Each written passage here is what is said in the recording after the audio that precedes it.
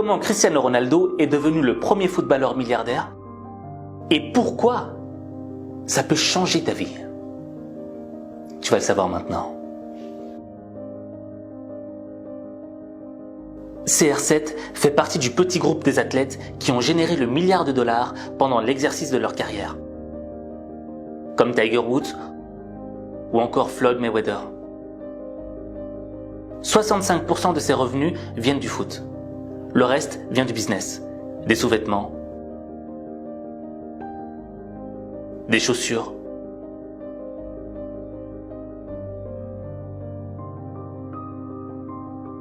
des parfums, de l'hôtellerie,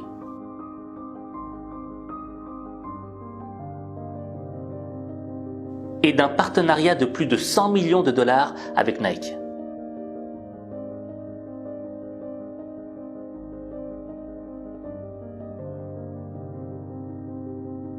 Ça fait rêver. Ça fait rêver si tu pouvais avoir juste 1/10 de sa fortune personnelle. On aimerait tous être super riches. On n'aurait plus de problème de facture. On pourrait aider tous les gens qu'on aime. On pourrait voyager quand et où on veut. On serait libre dans le fond. Bon, après tu te poses. Tu vois, tu reviens les pieds sur terre et tu te dis « Ouais, mais ce niveau-là, ça me paraît impossible. C'est trop loin. » Pourtant, je t'assure qu'il est possible d'atteindre ce niveau. Et que toi-même, tu peux l'atteindre. Mais la question c'est, comment ?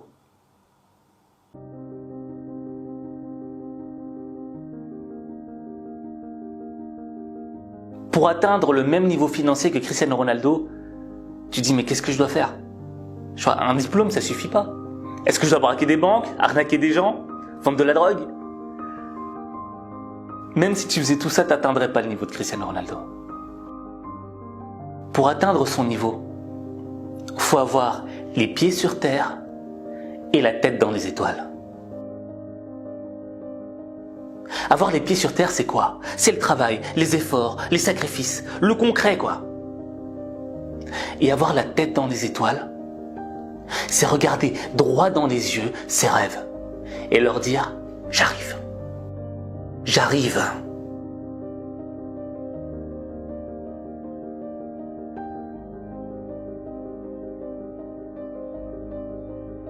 Et Cristiano Ronaldo, son rêve, ce n'était pas de devenir milliardaire. Quand il a commencé sa carrière de footballeur, son rêve, c'était de devenir le meilleur joueur de foot au monde. L'argent, la gloire, la notoriété, ce ne sont que des conséquences. Le véritable moteur, c'est la cause. La cause, c'est quoi ? La cause, c'est l'envie de voir à quoi ressemble la meilleure version de soi-même. Et Cristiano Ronaldo, il avait envie de voir à quoi il ressemblerait s'il était le meilleur joueur de foot au monde. À quoi ressemblerait sa vie. Et il avait les pieds sur terre pour fournir tous les efforts qu'il fallait. Et il gardait la tête dans les étoiles pour se diriger vers son rêve.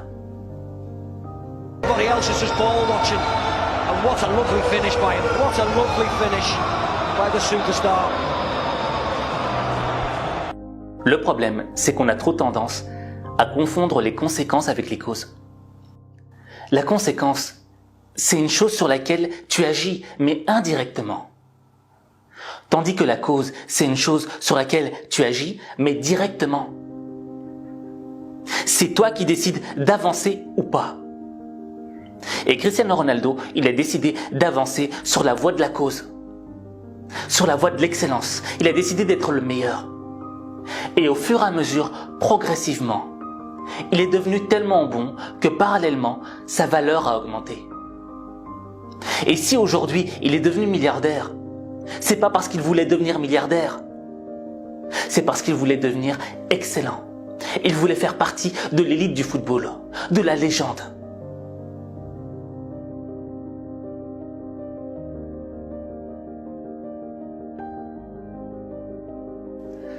Donc, en conclusion, ne cherche pas à être riche. La richesse, ce n'est qu'une conséquence de tes actes. des actes sur lesquels tu agis directement. Ce que tu dois chercher, c'est ta passion. Tu dois chercher cette chose qui te fait vibrer. Cette chose qui te donne envie d'être le meilleur. Cette chose qui fait que toi tu resteras quand tous les autres abandonneront. Et on n'a qu'une vie. Et ce serait dommage de la vivre sans avoir essayé. Sans avoir essayé de faire quelque chose qui nous plaît. Sans avoir essayé d'atteindre l'excellence. Parce que ce rêve qui est venu là, dans ta tête, qui a colonisé ton esprit, il n'attend qu'une chose, que tu agisses directement. Et ça, il n'y a que toi qui peux le faire.